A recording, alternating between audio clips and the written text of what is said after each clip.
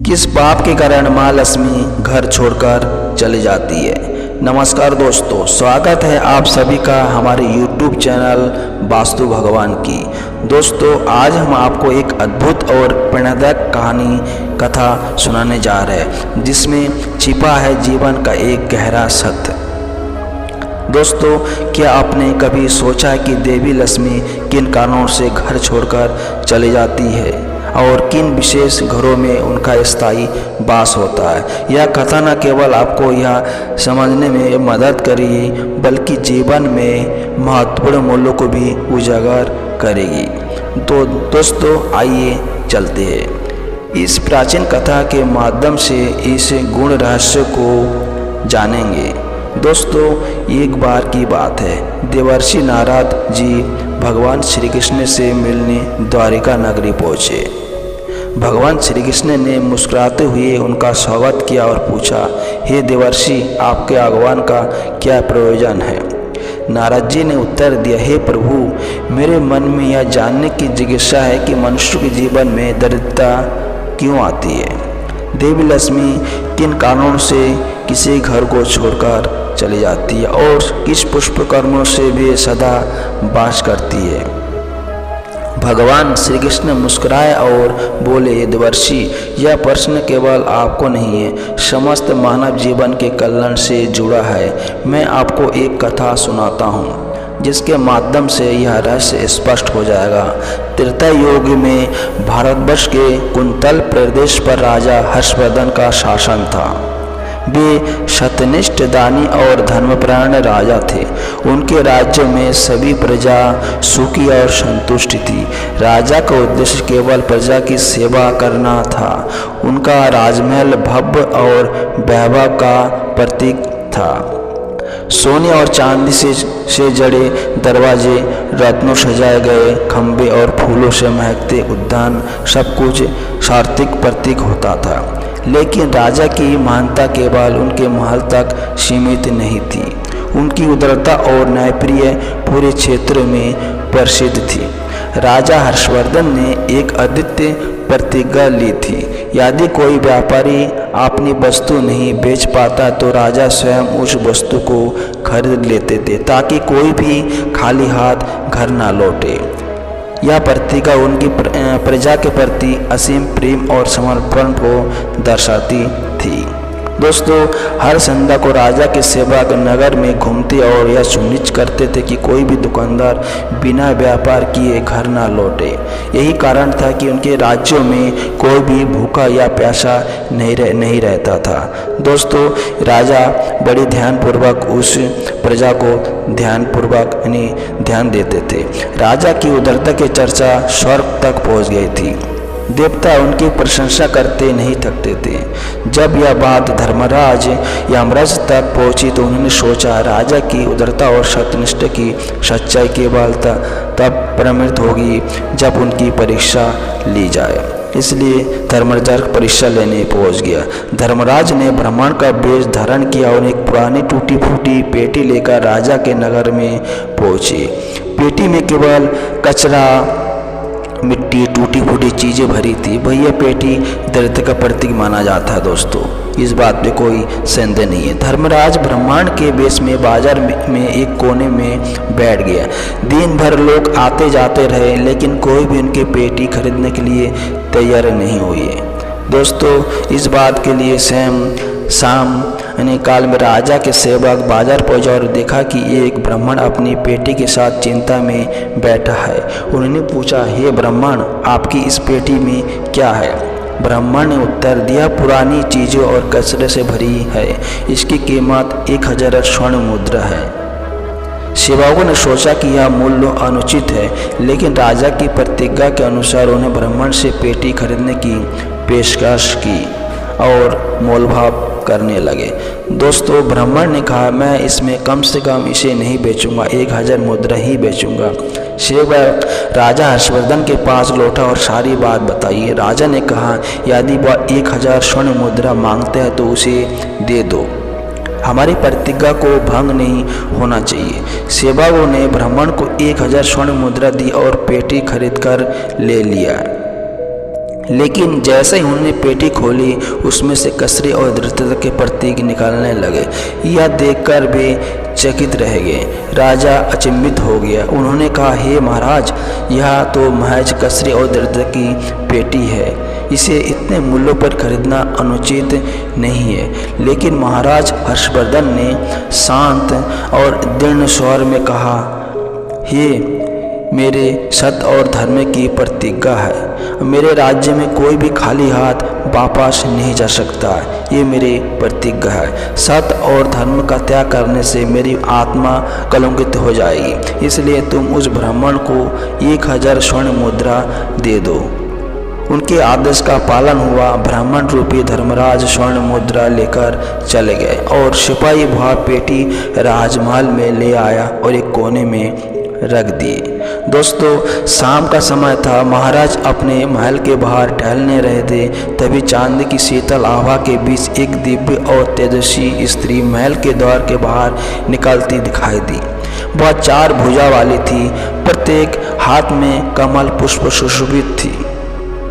उनके आभूषण चमकते हुए तारों के समान थे। यह देखकर राजा अचंभित हो गया। महाराज ने उन्हें प्रणाम करते हुए पूछा, हे देवी, आप कौन हैं और इस समय आप मेरे महल को क्यों त्याग रही है? वह स्त्री मंद मुस्कुरा के साथ बोली, हे राजन, मैं लक्ष्मी हूँ। आपके धर्म और सत्यनिष्ठा के कारण ही मैंने आपके महल और राज्यों में निवास किया, लेकिन आज आपने एक ऐसी वस्तु को अपने महल में स्थान दिया जो दरिद्रता का प्रतीक है। मेरे नियमों के अनुसार जहाँ दरिद्रता निवास करती है वह मैं वास नहीं कर सकती, इसलिए मुझे अब यह महल छोड़कर जाना ही होगा। देवी लक्ष्मी के इन शब्दों ने महाराजों को गहरा आघात पहुँचाया, लेकिन वे अपने धर्म और सत्य के प्रति अडिग थे। उन्होंने हाथ जोड़कर कहा, हे माँ लक्ष्मी, मैं आपके निर्णय का सम्मान करता हूँ, लेकिन मैं अपने सत्य और धर्म का त्याग नहीं कर सकता। यदि मेरी प्रतिज्ञा के कारण आपको यहाँ से जाना है तो मैं इसे स्वीकार करता हूँ। सत्य के बिना मैं जीवन की कल्पना भी नहीं कर सकता।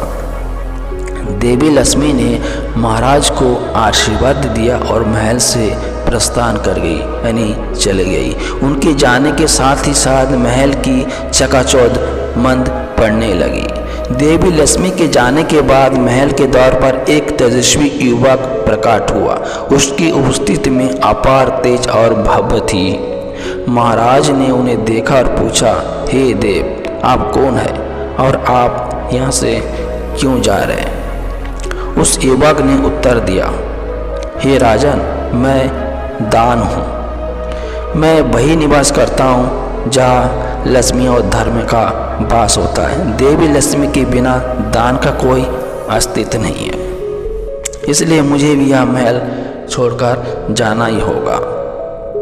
महाराज ने युवक के निर्णय के स्वीकार किया और उन्हें आदरपूर्वक विदा किया।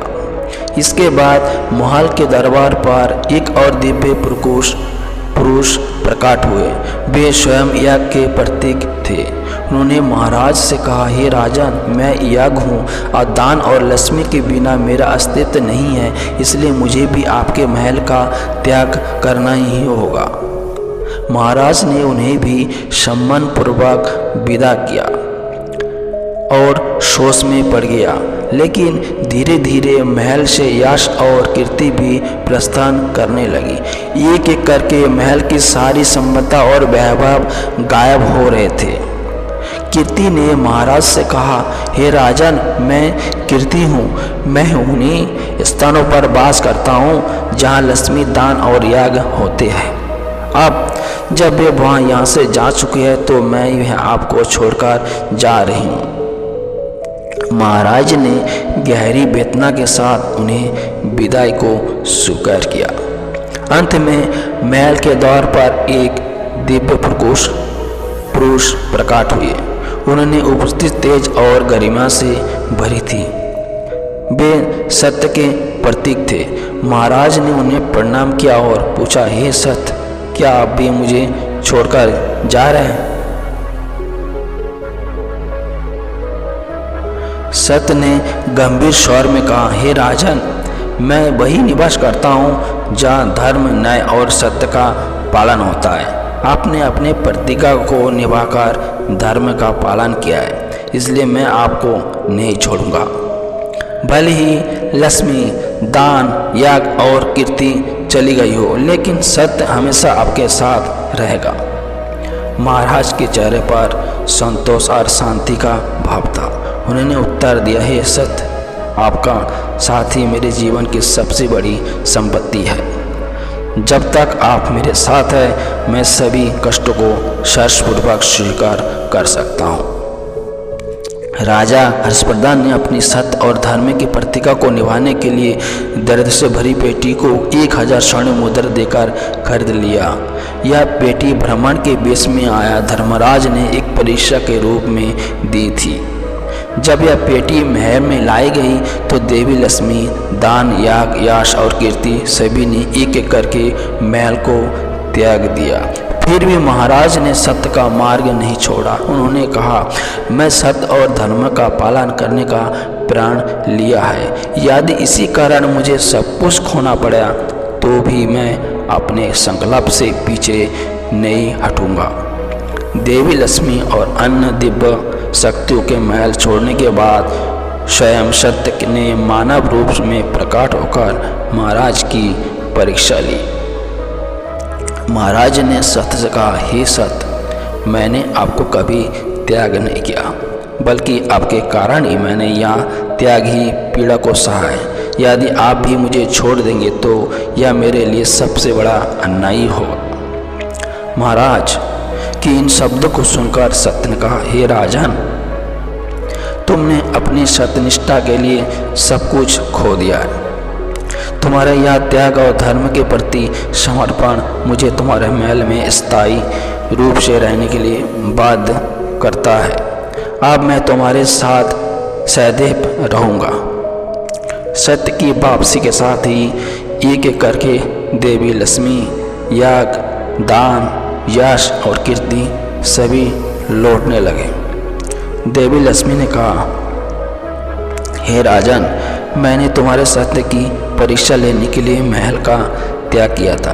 अब यह सिद्ध हो गया कि सत्य के प्रति तुम्हारी प्रतिष्ठा, निष्ठा अडिग है। मैंने पुनः तुम्हारे महल में निवास करूंगी और तुम्हारे अपार संपत्ति का आशीर्वाद दूंगी। देवी लक्ष्मी के साथ दर्द से भरी पेटी अचानक सोने, चांदी और रत्नों से भर गई। यह देखकर पूरा राजमहल दिव्य से आलोकित हो गया। इसके पश्चात ब्रह्मांड रूप में आए धर्मराज ने अपनी असली स्वरूप प्रकट किया। उन्होंने महाराज से कहा, हे राजन, मैं तुम्हारी सत्यनिष्ठा की परीक्षा लेने के लिए ब्रह्मांड का रूप धारण कर आया था। तुमने हर परिस्थिति में सत्य और धर्म का पालन किया। यह तुम्हारे महल चरित्र का प्रमाण है। मैं तुम्हें वरदान देता हूँ कि तुम्हारा राज्य सदा सुख समृद्धि से भरा रहेगा। मैं तुम्हारे गाथा तीनों लोकों में युग युग तक सुनाई जाएगी।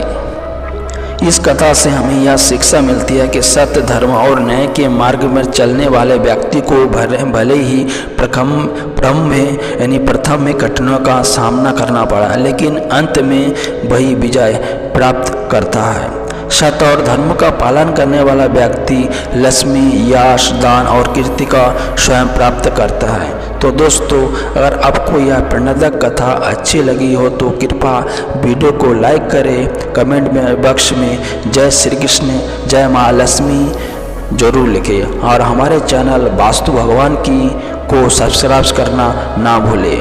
हम आपके लिए ऐसे ही रोचक और ज्ञानवर्धक कथाएं लेकर आता रहेंगे। दोस्तों, वीडियो को अंत तक बनाए रखने के लिए आपको तहे दिल से बहुत बहुत धन्यवाद।